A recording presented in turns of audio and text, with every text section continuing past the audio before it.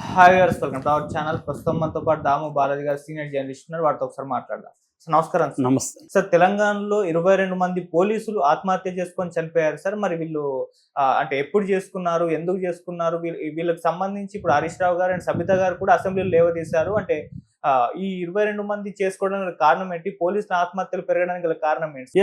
పోలీసుల ఆత్మహత్యల మీద ఆల్రెడీ మనం కొన్ని వీడియోలు కూడా చేశాము తెలంగాణలో.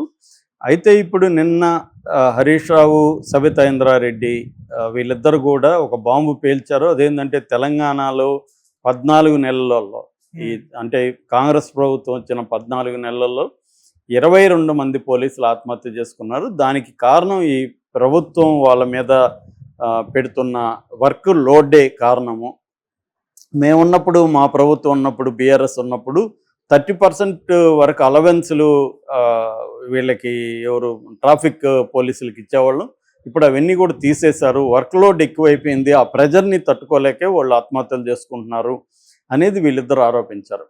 అయితే దీన్ని వ్యతిరేకిస్తూ మన ప్రజెంట్ డీజీపీ జితేందర్గా ఆయన అందరూ వర్క్ లోడ్ వల్ల ఆత్మహత్యలు చేసుకోలేదు, వేరే వేరే కారణాల వల్ల ఆత్మహత్యలు చేసుకున్నారు. వర్క్ లోడ్ కొంత ఉన్నమాట నిజమే, కానీ వర్క్ లోడ్ వల్లే ఆత్మహత్యలు చేసుకున్నారు అందరూ అనేది అబద్ధం అనేది ఆయన చెప్పారు.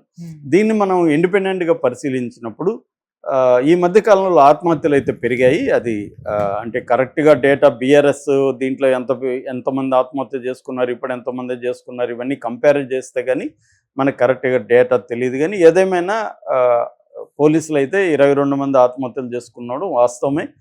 అది ఇప్పుడు నెక్స్ట్ 15 months కూడా వేసుకుంటే అది 24, 25 వరకు కూడా వెళ్ళొచ్చు. సరే, 22కే ఫిక్స్ అవుతాం. అంటే మనకు ఆ మధ్య కూడా ఒక 3 కేసులు చూసుకుంటే మనం ములుగు ఎస్ఐ ఆ మధ్య ఆత్మహత్య చేసుకుంటూ దాని మీద వీడియో చేసాం. దానికి వర్క్ ప్రెజర్ కారణమని, నక్సలైట్ల ఇన్ఫార్మర్లు చంపడం దానివల్ల అని ఇట్లాగా వచ్చినాయి వార్తలు. దాని తర్వాత అర్థమైంది ఆయన ఒక అమ్మాయితో అఫైర్లో ఉన్నాడని, ఆ అమ్మాయి పెళ్లి చేసుకోమని ప్రెజర్ చేస్తుందని, దానివల్ల ఆయన ఆత్మహత్య చేసుకున్నాడని ఒకటి. అట్లాగే సిద్దిపేట కానిస్టేబుల్ చేసుకున్నాడు. దానికి మాత్రం వర్క్ లోడే కారణం అనేది పై అధికారుల ప్రెజర్ కారణం అని తెలిసింది. అట్లాగే కామారెడ్డిలో ఒక ఆఫీసర్ చేసుకున్నాడు, పోలీస్ ఆఫీసర్. దాంట్లో కూడా ఎమోషనల్ స్ట్రెస్, ఆయనకి మెంటల్ స్ట్రెస్సే కారణం అని చెప్పారు.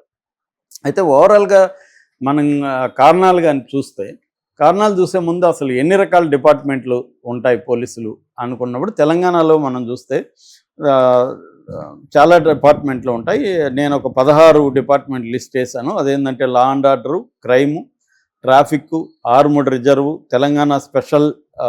Telangana state special police TSSP, తర్వాత cyber crime, intelligent wing, women protection wing, special branch, training directorate, forensic unit, greyhounds, home guards, railway police, economic wing, ACB, ఇలా చాలా ఉంటాయన్నమాట. వీళ్ళకి ఒక్కొక్క డిపార్ట్మెంట్లో ఒక్కొక్క రకమైన స్ట్రెస్ ఉంటుంది. ఫర్ ఎగ్జాంపుల్ ట్రాఫిక్ వాళ్ళని తీసుకుంటే మనం అందరూ చూస్తుంటాం. ఇప్పుడైతే సమ్మర్లో వాళ్ళ బతుకు మామూలుగా ఉండదు. సో నరకం చూస్తారు.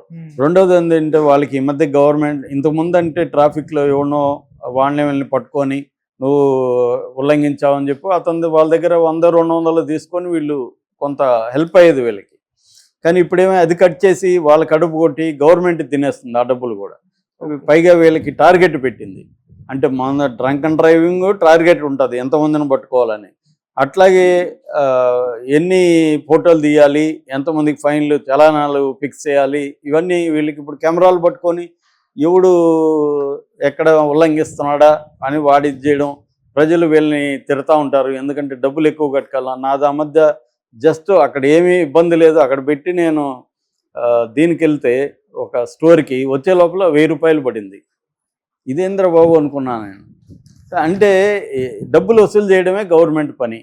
సో ఇది ప్రెజర్ పడుతుంది వీళ్ళ మీద. వీళ్ళకి ఏ రకమైన రిలీఫ్ లేదనమాట. అలాగా ఒక్కొక్క డిపార్ట్మెంట్కి ఒక్కొక్క రకమైన కష్టాలు. ఆర్మ్డ్ రిజర్వ్ పోలీస్ ఆ మధ్య సమ్మెలు చేశారు, ఫ్యామిలీలంతా వాళ్ళని గట్టిగానే తొక్కేశారు. సో ఇలాగా ఒక్కొక్క సమస్యలు ఒక్కొక్క పోలీస్ డిపార్ట్మెంట్లో ఉంటాయి. అయితే ఓవరాల్గా ఆత్మహత్యల కారణాలు సైంటిఫిక్గా ఇప్పటివరకు ఇక్కడే కాదు దేశవ్యాప్తంగా పోలీసుల ఆత్మహత్యల కారణాలని కొంతమంది స్టడీ చేసి రీసెర్చ్ చేసి అనలైజ్ చేసిన దాని ప్రకారం ఫస్ట్ కారణం అయితే long hours, heavy work load, ఎక్కువగా వీళ్ళకి టైమింగ్స్ ఫిక్స్డ్గా ఉండవు. మనం చూస్తుంటాము ఎవరో ఒకరు విఐపీలు వస్తుంటే రోడ్డు ఎక్కడ చూసినా పాపం ఎండలో నిలబడి ఉండాలి, వీళ్ళు గంటలు గంటలు నిలబడి ఉంటారు. సో అట్లా లాంగ్ అవర్స్ ఉంటుంది, వర్క్ లోడ్ ఉంటుంది. చాలామంది పోలీసులు చెప్పేది ఏమంటే మా పిల్లలు మమ్మల్ని గుర్తుపట్టట్లేదు సార్ అని. చిన్నపిల్లలు ఉంటారు, వాళ్ళు పడుకున్నాక వెళ్తారు, లేసే లోపల బయటకు వస్తారు, ఎప్పుడు వాళ్ళు చూసేదే లేదు వీళ్ళని. ఎవరు ఎప్పుడన్నా పొరపాటును చూస్తే హూ ఇస్ దిస్ గై అన్నట్టుగా వాళ్ళు అడిగే పరిస్థితి ఉంది. సో ఆ కైండ్ ఆఫ్ సిచ్యువేషన్ ఉంది, ప్రెజర్ ఉంది. రెండోది పోలీస్ డిపార్ట్మెంట్లో ఇప్పటికి కూడా ఫ్యూడల్ సంబంధాలే ఉంటాయి, డెమోక్రటైజ్ కాల. అంటే పై అధికారి కింద అధికారిని స్లేవ్ లాగా చూడడం, slave mentality, slave owner mentality అని నీషే అనే ఫిలాసఫర్ చెప్తాడు. పోలీస్ డిపార్ట్మెంట్లో అది ఉంటుంది, కింద వాళ్ళని వీళ్ళు నీచంగా చూస్తారు. ఫోన్ వస్తే కూడా సార్ సార్ అని లేసేస్తారు చాలామంది. మన సినిమాల్లో కూడా ఇది చాలాసార్లు చూపిస్తారు. ఆ కైండ్ ఆఫ్ ఫ్యూడల్ మెంటాలిటీ అనేది ఎందుకు అంత భయపడాల్సిన అవసరం ఉంది?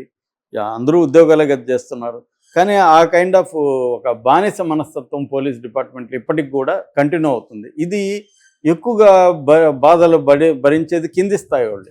చాలామంది పోలీస్ అధికారుల ఇళ్లలో వీళ్ళు కూరగాయలు మోయడానికి దానికి దీనికి పని చేయడం, వాళ్ళ ఆడవాళ్ళు చెప్పే పనులన్నీ చేయడం, ఇలా కూడా చాలామంది ఉంటారనమాట. ఇది ఇప్పటికి కూడా కంటిన్యూ అవుతుంది. దాన్ని డెమోక్రటైజ్ చేయడం అనేది జరగలేదు, అంటే ఒక ట్రాన్స్పరెన్సీ లేదు. రెండవ కారణం ఫ్యామిలీ ఇష్యూస్. ఎక్కువగా ఇండియాలో చాలామందికి తెలియదు ఏంటంటే, చాలామంది ఏమనుకుంటారు స్త్రీలు దుర్బలురు, వాళ్ళు ఎక్కువ ఆత్మహత్యలు చేసుకుంటారు. రాంగ్ అది. మనం ఎన్సీఆర్బి డేటా చూస్తే, national crime records bureau data చూస్తే 2022 డేటా చెప్తున్నా నేను. 2022లో మన దేశంలో 171,000 మంది ఆత్మహత్యలు చేసుకున్నారు. అందులో మగవాళ్ళు ఎంతమంది ఆత్మహత్యలు చేసుకున్నారు, స్త్రీలు ఎంతమంది ఆత్మహత్యలు చేసుకున్నారు చూస్తే మనం షాక్ అవుతాం. స్త్రీలు ఎంతమంది చేసుకున్నారు తెలుసా? 48,172 మంది స్త్రీలు ఆత్మహత్యలు చేసుకుంటే, మగవాళ్ళు ఎంతమంది చేసుకున్నారు తెలుసా? 122,000 మంది. ఆల్మోస్ట్ 3 రెట్లు ఎక్కువ మగవాళ్ళు చేసుకున్నారు. మగవాళ్ళు ఎక్కువ ఆత్మహత్యలు చేసుకుంటారు. అంటే మన దేశంలో 1,00,000కి 12.4 మంది వ్యక్తులు ఆత్మహత్య చేసుకుంటారు. అంటే రేట్ అంటాం, 12.4 రేటు 1,00,000కి. ఇందులో స్త్రీలు ఓన్లీ 6.6 మాత్రమే స్త్రీలు ఆత్మహత్య చేసుకుంటే, మగవాళ్ళు 14.2 1,00,000కి 14 మంది అనుకోండి. 1,00,000కి 14 మంది మగవాళ్ళు చేసుకుంటే ఓన్లీ 6 మంది మాత్రమే స్త్రీలు చేసుకుంటున్నారు. ఇది లెక్క. అది ముఖ్యంగా ఫ్యామిలీ ఇష్యూస్లో కూడా ఎక్కువగా ఆత్మహత్యలు చేసుకునేది మగవాళ్ళే. అట్లాగే ఇక్కడ పోలీసుల విషయంలో కూడా పోలీసులకి ఫ్యామిలీలలో ప్రెజరు, ఎందుకంటే వీళ్ళకి ఫ్యామిలీ టైం ఇవ్వలేరు వీళ్ళు. సో వీడు సినిమాకి పోదామంటారు, రాత్రికి బయలుదేరుతా, నువ్వు టికెట్లు రెడీగా పెట్టుకుంటారు, అన్నీ రెడీగా పెట్టుకుని అతను రాలేడు. సో ఆ రోజు ఇంకా ఆమె గొడవ పెట్టుకుంటుంది, పిల్లలు గొడవ పెట్టుకుని ఏడుస్తారు. ఈ ప్రెజర్, ఆల్రెడీ వర్క్ ప్రెజర్, ఇంట్లో ప్రెజర్, ఈ రెండు తట్టుకోలేకపోవడం అనేది కష్టం. వీళ్ళకి ఏంటంటే సైకలాజికల్, చాలా దేశాల్లో పోలీసులకి సైకలాజికల్ గైడెన్స్ ప్రొవైడ్ చేస్తారు. మనం చాలా ఇంగ్లీష్ సినిమాల్లో కూడా చూడొచ్చు, సైకాలజిస్టులు ఉంటారు. సో వీళ్ళ టెన్షన్ని ఆ సైకాలజిస్టులతో మాట్లాడడం ద్వారా, గైడ్ చేయడం ద్వారా వాళ్ళు కొంతవరకు వీళ్ళు బ్యాలెన్స్ చేసుకుంటారు. ఇక్కడ అటువంటి సైకలాజికల్ కన్సల్టెన్సీ అనేది పోలీసులకి ఇవ్వడం లేదు. అవన్నీ ప్రవేశపెట్టాలని చాలామంది డిమాండ్ చేస్తున్నారు. మూడోది ఫైనాన్షియల్ ప్రెజర్స్. ఇవాళ మనకు తెలుసు లైఫ్ ఎంత డిఫికల్ట్ అయిపోయిందో. మొన్ననే ఒక సర్వేలో 100 కోట్ల మంది ఇండియన్స్ బేసిక్స్ కంటే దాటి ఖర్చు పెట్టే డబ్బులు వాళ్ళ దగ్గర లేదు అనేది సర్వేలో తేలింది.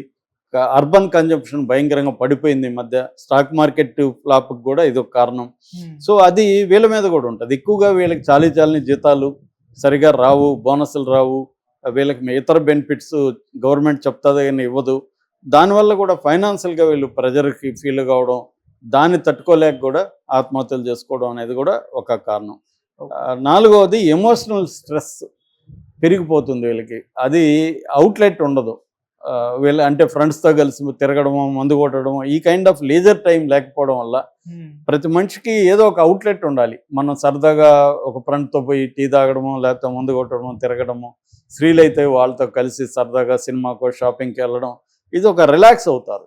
మనుషులకి అది అవసరం. సో ఇది వీళ్ళకి పోలీసులకు అందట్లే. ఈ రిలాక్స్ టైం అనేది, ఎక్స్ట్రా టైం అనేది వీళ్ళకి ఉండకపోవడం వల్ల వీళ్ళకి ప్రెజర్ పెరిగిపోయి, ఎమోషనల్ స్ట్రెస్ పెరిగిపోయి కూడా ఆత్మహత్యలు చేసుకుంటున్నారు. ఇది తెలంగాణలో కూడా ఉన్న ప్రాబ్లమే, దేశవ్యాప్తంగా ఉన్న ప్రాబ్లమే. ఇది ఓన్లీ రేవంత్ రెడ్డి ప్రభుత్వాన్ని నిందించడం సరైనది కాదు.